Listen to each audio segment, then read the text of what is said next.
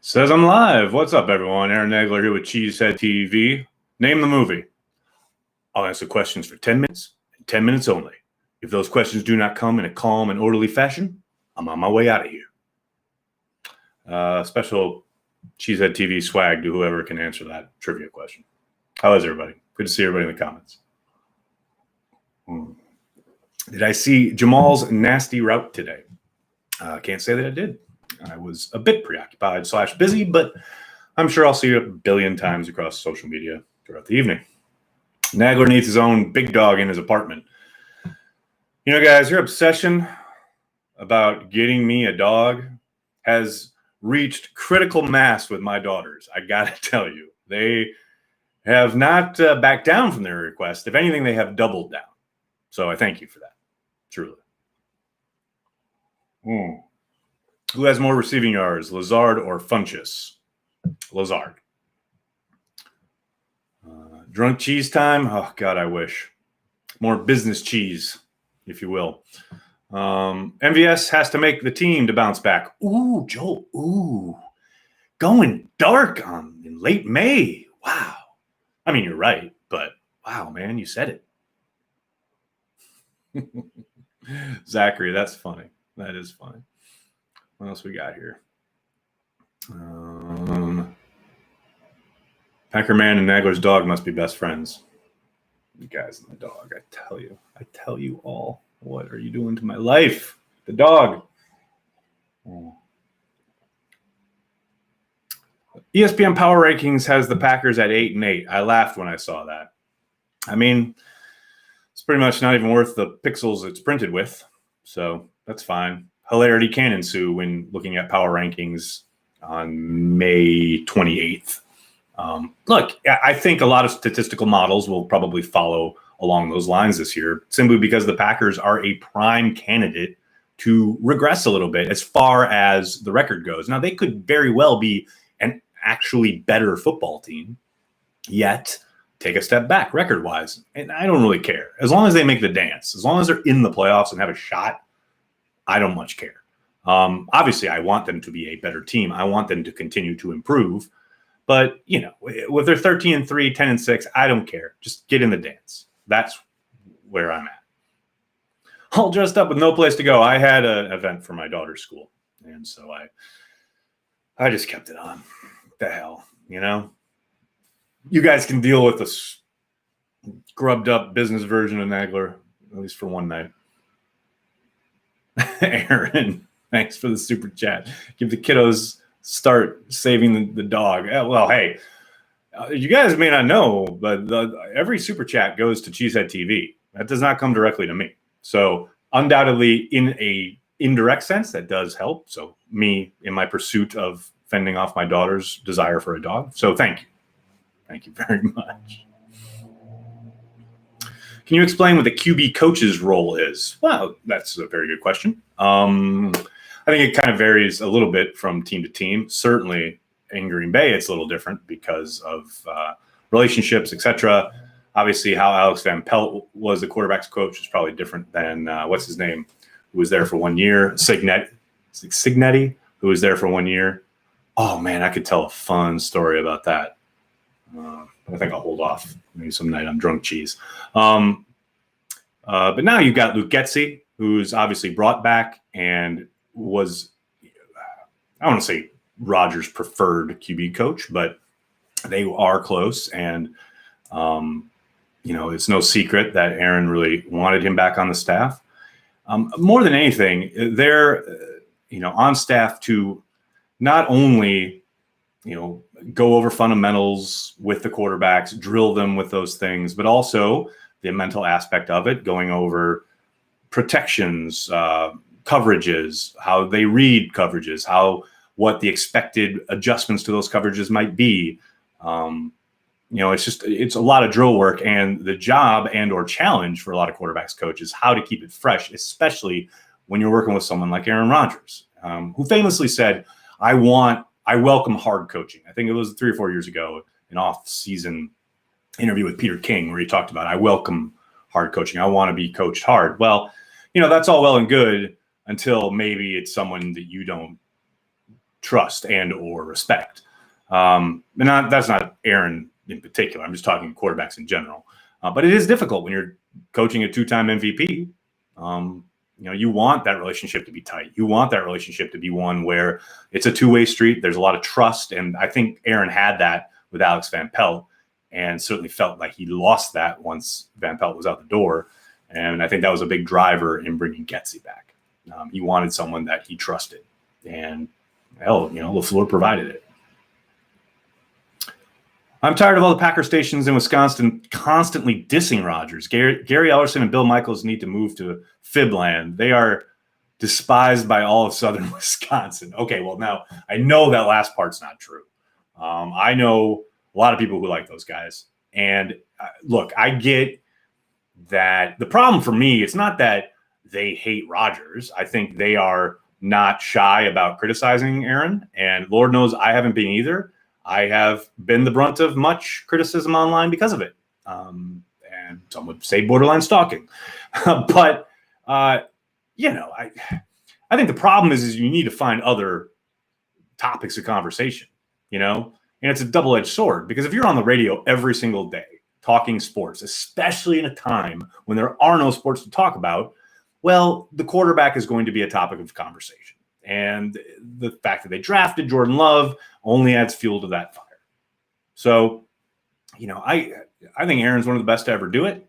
I think his play has certainly taken a dip in the last couple of years comparative to the great heights we once saw. I don't think for a second that he's done writing his legacy. I think he will bring them, drive them, lead them to another Super Bowl championship. I believe that in my heart. I think with the kind of offense that they can run and develop in Green Bay, I do think the sky is the limit. And I think Aaron's got definitely enough in the tank to, I don't want to say bounce back, because I think he had a pretty damn good year last year, but I think he'll continue to grow with Matt LaFleur. And I think they'll be downright dangerous. I know there's been a lot of shade thrown at Aaron the last year or so, last 2 years, really. Some of that may be of his own making. But I also think some of it is, kind of just talk radio chatter. Looking great. Thanks, David. Very nice of you. Thoughts on Mike Daniels hinting that he has talked with the Packers about a return? Ryan, it's always hard because you don't know what the avenue was. My guess, and this is just a guess, is that his agent and or representatives have reached out to the Packers to say, we love a reunion, we'd love to come back, etc. The Packers undoubtedly have said, yep, we'll keep you in mind. And that's probably where it stayed and or ended, which would make Mike's statement true. That happens a lot where representatives for teams talk to personnel people, even if it's not the GM, it could be an assistant GM, it could be just a scout, whatever. And then agents kind of run with that. And I know this is Mike, so Mike maybe putting that out there, not so much that he thinks he's going to get a job in Green Bay again, but just to keep his name in circulation. It keeps his name afloat. Now, hey, maybe Brian Gutekunst did call him directly and say, hey, we were really thinking about bringing you back. Maybe that happened. Again, I don't know. But my guess is that it's much more the former than the latter. Reports Love is part of the offense this year in some way. Alexandra, I feel partly responsible for those reports because I asked Matt LaFleur literally moments after Love was drafted if they had considered a package utilizing him his rookie year. And Matt at that point said hadn't even crossed his mind. And then Nathaniel Hackett got asked the same question. And so now there are a lot of headlines about it. In fact, I think I asked Nathaniel Hackett about it. Whoops. But I don't think the Packers are looking at it at all. I take them at their word that they are not at the moment, really kind of thinking about that. I think they want to train him up as a backup, and they will go a much more traditional route. Now they could surprise us all. Come out there week 1 against the Vikings, and all of a sudden there's a Jordan Love package. That'd be fantastic. I'd be very excited for it, but we'll see. Ryan, you made it. Salute. We already have D linemen who can't make it on the field. Why-side Daniels. Boom, boom. Joel's here all night, ladies and gentlemen. Tip your waitress. Try the veal. Thank God, too much controversy already. That's the other thing too, right?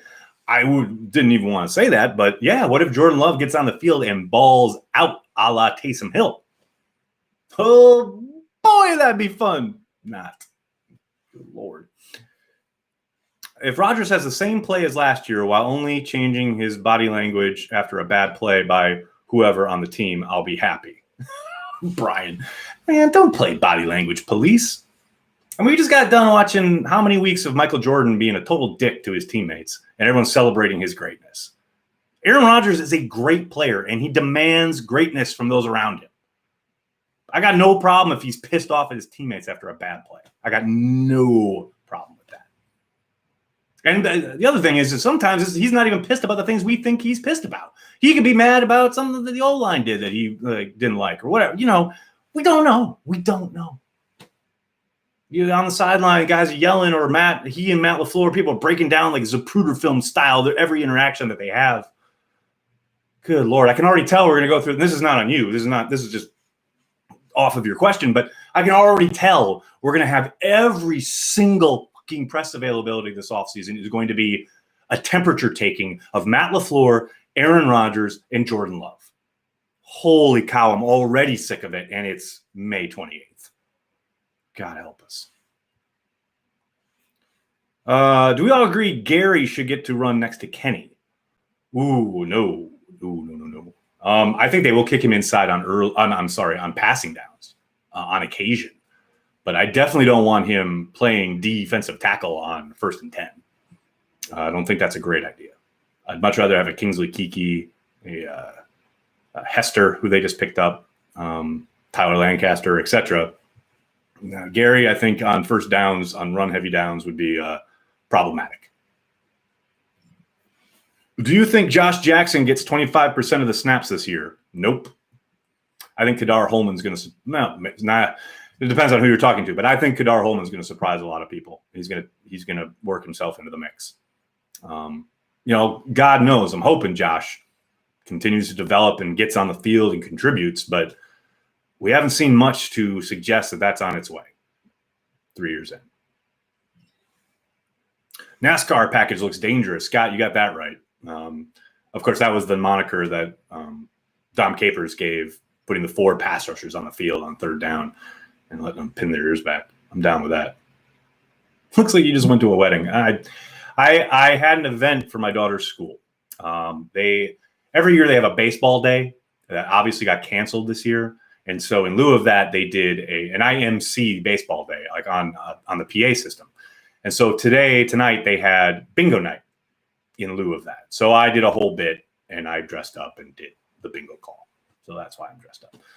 Nathan, thanks for the super chat. I have a feeling Kevin King might be the next Hayward interception machine that has a bad game here and there. Dude gets targeted because of Jair. You are absolutely 1,000% correct. That's why he gets targeted.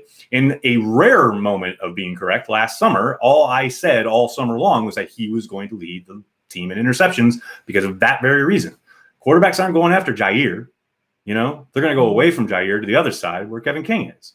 Now, you saw him get taken advantage of at times, but you also saw him around the ball a lot and making plays.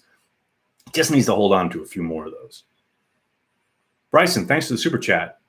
Wagner worries me when it comes to guys like Mack, whom Balaga erased from existence. Yeah, that's a legit concern. There's no doubt. You remember LaFleur talking about how he didn't need to worry when they put Valdir in, and his whole playbook was open to him. I'm not so sure that's going to be the case when Wagner's in there. I do think he's going to have to account for some of the better pass rushers like Mack. And I do think that's going to come down to an extra tight end, rolling the quarterback out of the pocket, chipping with a running back, etc. But they're going to have to be cognizant of it. But because if you set Wagner out there alone, yeah, he's going to get eaten up. Now, the good news is that this offense that LaFleur runs doesn't depend on 2 tackles on an island 90% of the time like Mike McCarthy did. That has always been one of the things that bugged the hell out of me about McCarthy and his offense and how he chose to run it. He put those guys on an island all the time, be it starters or no. You know, it wouldn't matter if it was Jason Spriggs or whoever. He'd throw them out there and, okay, you got to perform. And then they get eaten up. So, yeah, it is a concern. There's zero doubt about that. But the good thing is this offense should lend itself to helping him in those instances.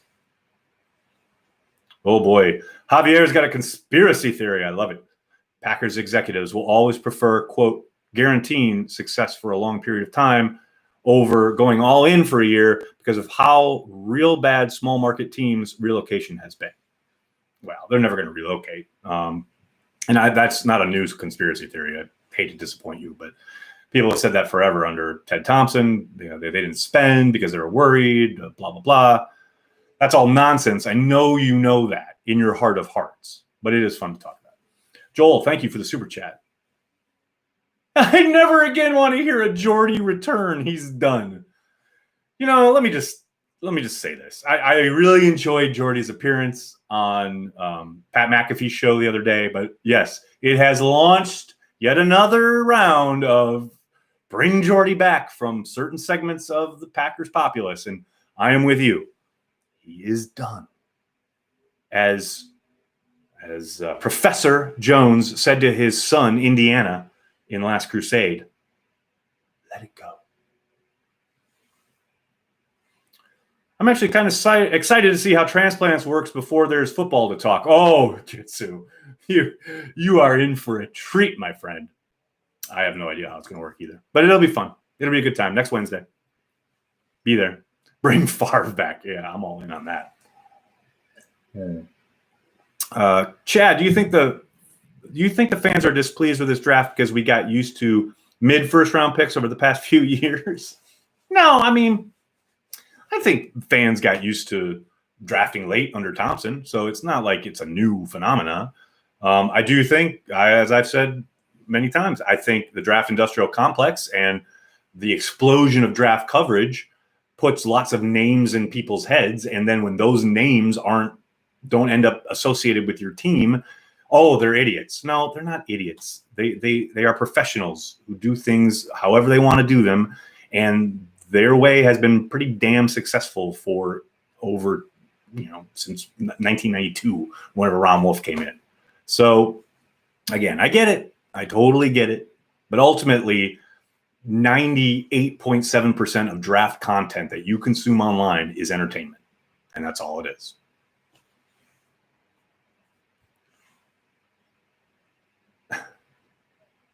Bryson, I legit live next to Jordy. He ain't coming back. Bryson, breaking the news here. Thanks for the super chat. Okay.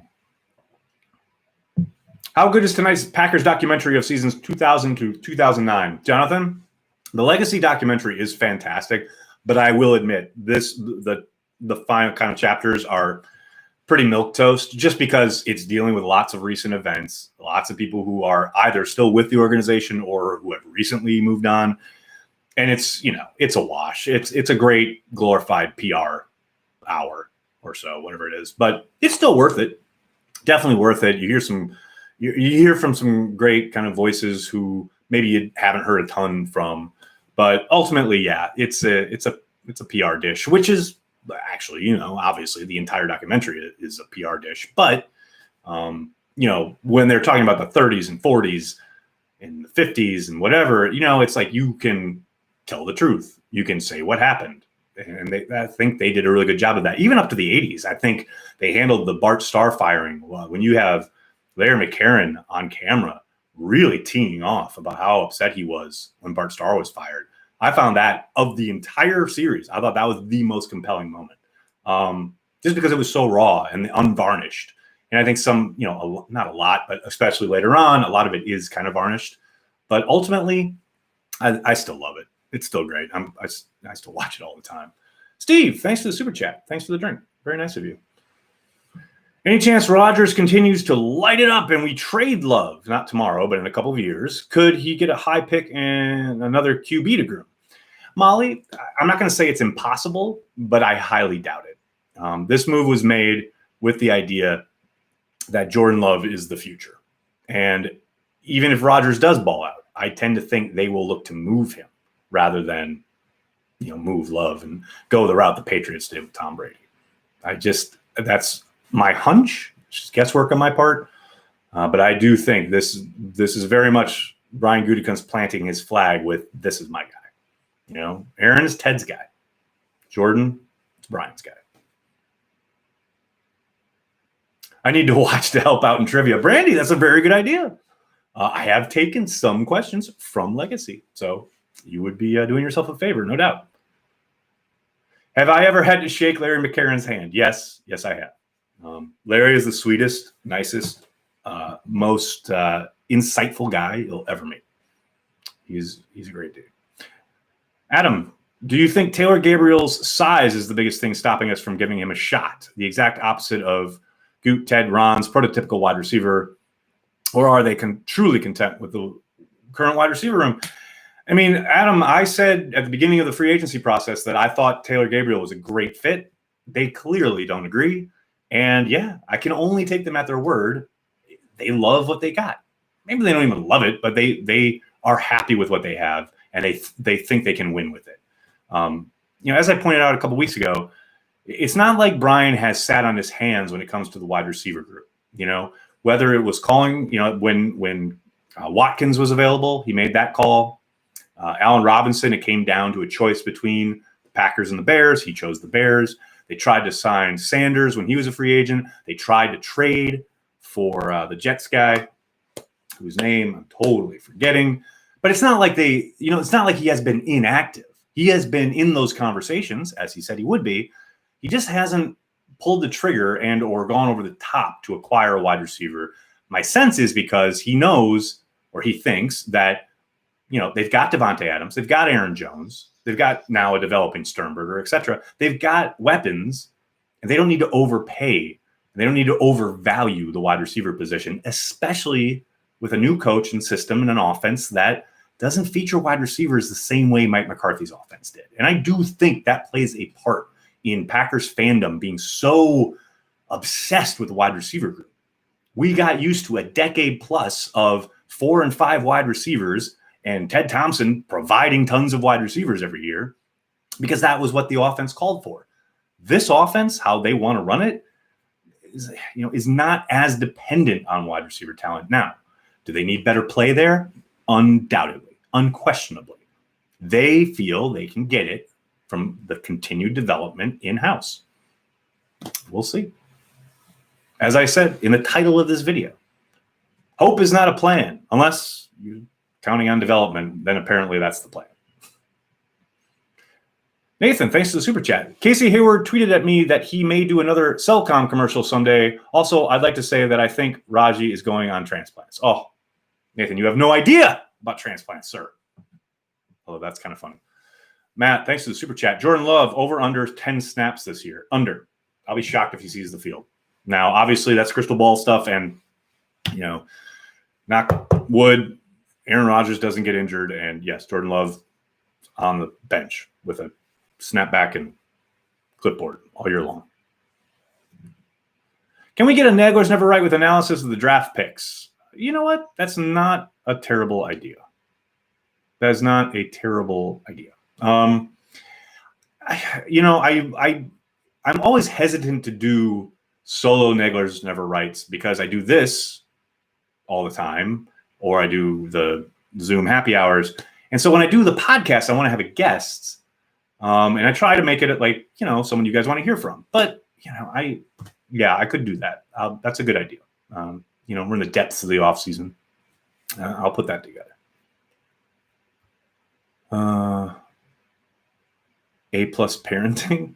Oh gosh, Ryan, look at the suit, Tom. Look good, feel good, buddy. That's all I gotta say.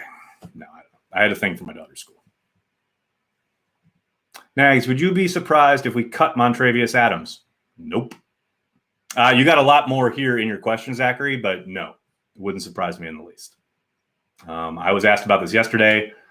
I mean, he did not help himself with that arrest, and he certainly was a disappearing act last year after, being talked up quite a little bit during training camp. Now they've added some free agency / waiver wire pieces, especially, expecting Kiki to keep developing. Yeah, Would not surprise me in the least to see him get cut. Bryson, thanks for the super chat. Real question, is there one better than Wayne and Rock at their job? Guys bring the game to another level. Bryson, you are right about that. Although there were, anyone who's old enough remembers Jim Irwin and Max McGee were the gold standard. You talk about, I'll put them up against anybody else in the Pepsi Challenge. They were so perfect in the sense of their complementary personalities. Jim's just spot on call each and every down. And then Max getting excited. Some may say maybe a few too many libations at times. We'll never know. Urban legend, maybe. I don't know. But it was just, they were perfect. But yes, Larry and Wayne do a fantastic job. They're amazing at what they do. And when I can, at least I used to, when I can, I try and sync up their audio over whoever's on TV. If Rodgers went down for a few weeks and Love balled out, what would the Packers do this next offseason? Woo, Herbert, that would make it fun, wouldn't it? They'd stick with Rodgers. Even if Love looks all world, they'll stick with him for one more year. I just think the salary cap makes that not a foregone conclusion, because I do think there are ways that they could go about it if they so chose and or, again, found a partner. But I don't see anyone taking it on, and I can't imagine they would just straight up cut him. So, yeah, I still think even a balling out Jordan Love for a few games, Aaron's not going anywhere anytime soon. Oh, that's so cute. Have Gutekunst on before he's fired. Gutekunst has been on, and he'll be on again. He's not getting fired anytime soon.